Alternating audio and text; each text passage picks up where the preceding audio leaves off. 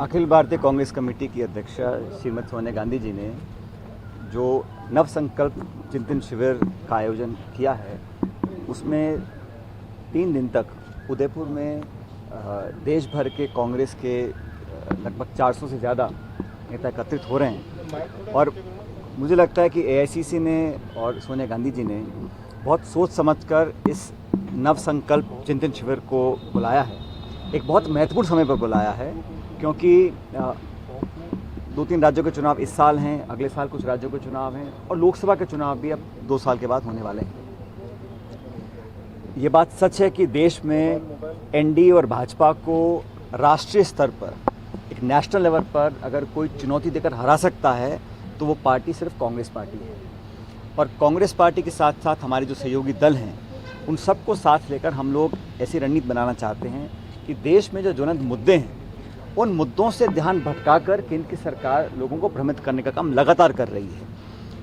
केंद्र की सरकार को, भाजपा को अब 8 साल पूरे हो गए। इन 8 सालों का लेखा जोखा, उसका श्वेत पत्र, उनकी परफॉर्मेंस रिपोर्ट, वो आधार होनी चाहिए भाजपा को आगे अपनी राजनीति करने के लिए। लेकिन आज जो अर्थव्यवस्था का बुरा हाल है, आज महंगाई चरम सीमा पर पहुंच चुकी है, आज छटनी हो रही है, कारखाने बंद हो रहे हैं, देश में एक तरह की मिसमैनेजमेंट व्यापक हो चुकी है। बजाय उसका जवाब देने के या अपनी कार्यप्रणाली को ठीक करने के, भाजपा की राजनीति रही है कि देश में हमेशा आरोपी राजनीति करें। आज भी गैस का सिलेंडर जो 1000 रुपये का हो गया, पेट्रोल डीजल 125 रुपये लीटर पहुंच गया, खाने के सामान की चीज़ें महंगी हो रही हैं, आज भी वो पीछे मुड़कर यूपीए सरकार को, मनमोहन सिंह जी को और कांग्रेस पार्टी को दोष देते हैं। इन 8 सालों में आपने क्या वैकल्पिक व्यवस्था तैयार की है, उसका कोई जवाब आता नहीं है। इस चिंतन शिविर के माध्यम से अलग अलग समितियां बनी हैं।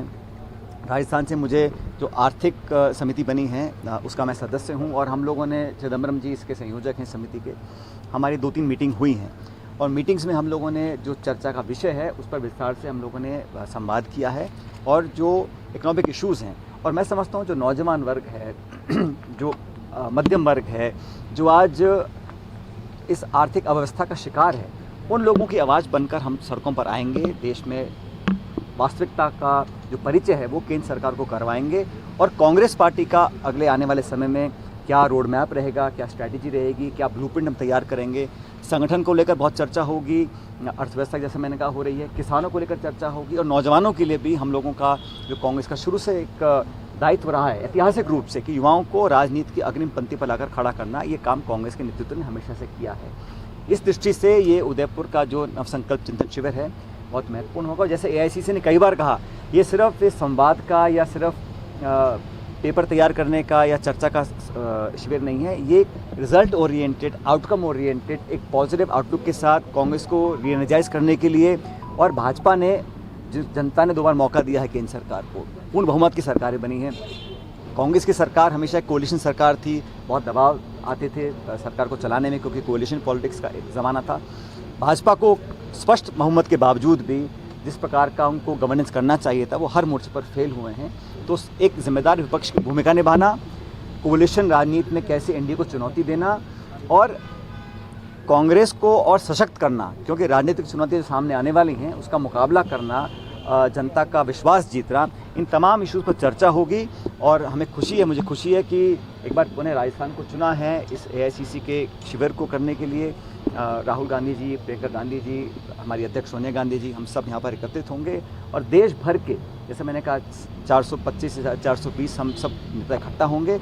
और इसमें एक जो बात मैं रेखांकित करना चाहता हूँ कि लगभग आधे जो डेलीगेट्स हैं उनकी उम्र 40 साल से कम है।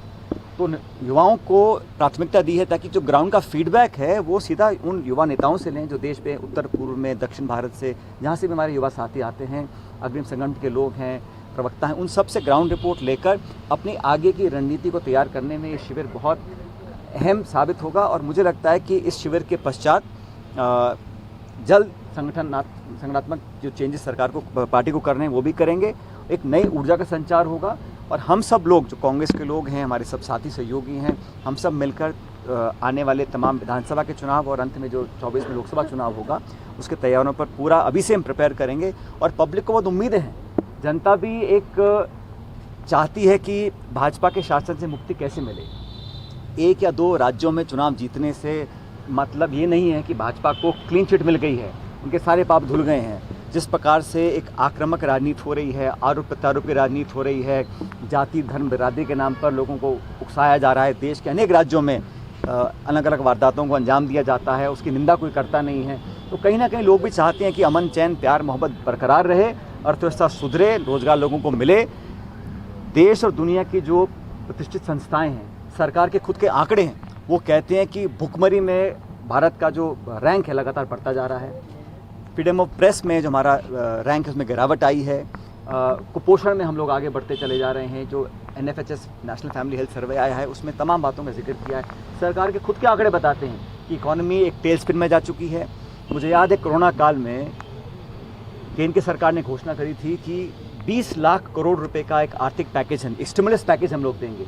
वो 20 लाख करोड़ रुपए गए कहाँ, किस उद्योग को मिले हैं, किस मध्यम वर्ग को मिले हैं। और केंद्र की सरकार लगातार जो हमारे देश की राष्ट्रीय संपत्तियां हैं उसको बेचे चली जा रही है। जब भाजपा विपक्ष में थी तो डिसइन्वेस्टमेंट का विरोध किया, डायरेक्ट बेनिफिट ट्रांसफ़र का DBT का विरोध किया, आधार का विरोध किया, GST का विरोध किया, इंडिया US न्यूक्लियर डील का विरोध किया।